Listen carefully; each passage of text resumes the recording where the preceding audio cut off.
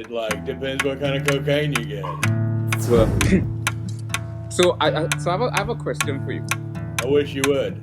I saw you on Action or decision making make without any sort of foreknowledge. Impulsivity and intuition are often used interchangeably and out of context, but they are mutually exclusive. I mean, look, people do what they do. I'm still wearing the same underwear from 3 weeks ago. But it's clearly they're X-Men. So, from that perspective, Let's talk about solipsism. Says, I'm gonna clean the whole kitchen. Well, they just can't do anything. I'm trying to interview you, know, but you have to let me ask the question. what you find with not just neurotypicals but atypical. Organic going, inorganic, animate and inanimate. Presentation.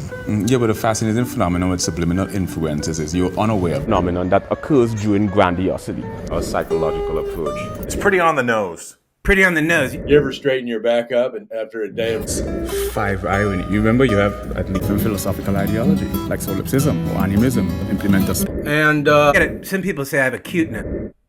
You know, and it's like that.